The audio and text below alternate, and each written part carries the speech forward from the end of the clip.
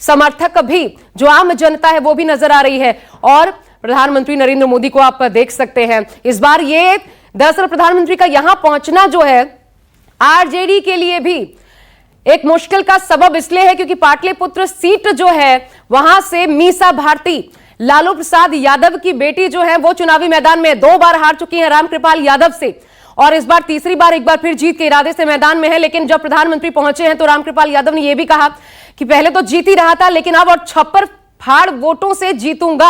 आपको यह भी बता दें चौथे चरण का चुनाव जिसमें कल मुंगेर बेगूसराय दोनों सीटें हैं वहां पर भी इसका असर पड़ सकता है। लेकिन जो सबसे अहम चीज है, 2 बार प्रधानमंत्री के तौर पर नरेंद्र मोदी के चेहरे पर चुनाव में कभी जरूरत नहीं पड़ी एनडीए को इस प्रकार से खुद कम से कम प्रधानमंत्री को कि वो उतरते, रोड शो करते बिहार में, खासकर वो भी पटना में। लेकिन इस बार उतरना क्या ये बताता है कि ये बदली हुई परिस्थितियों के बीच चुनाव हो रहा है? क्या ये जो 40 सीटों का दंगल है उसमें एक तरीके से अनिवार्यता भी थी जिसके तहत प्रधानमंत्री पहुंचे?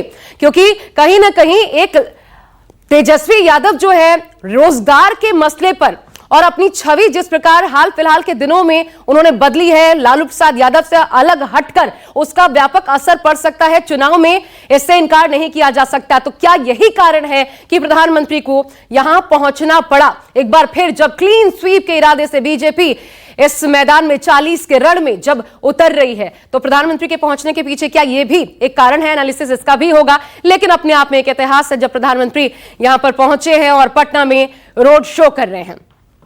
ये पटना से सीधी तस्वीरें हम आपको दिखा रहे हैं। सीएम नीतीश कुमार भी प्रधानमंत्री के साथ मौजूद हैं और 40 सीटों पर एनडीए मजबूती के साथ पिछले चुनाव की तरह एक बार फिर जबरदस्त क्लीन स्वीप कर पाए, इसी इरादे के साथ देखिए कैसे भारी तादाद में जो कार्यकर्ता हैं, समर्थक हैं, वो भी इस रोड शो के पीछे पीछे चलते हुए, और बैरिकेडिंग जो आपको नजर आ रही है उसके अगल बगल भारी भीड़।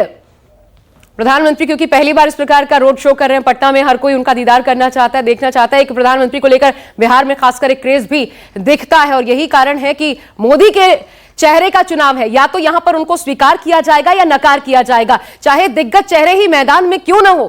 खासकर जैसे बेगूसराय एक सीट जहां पर यह खबर निकलकर सामने आ रही है कि गिरिराज सिंह को लेकर जबरदस्त नाराजगी, और उस सीट पर भी यहां का असर देखने को मिल सकता है प्रधानमंत्री के पहुंचने का।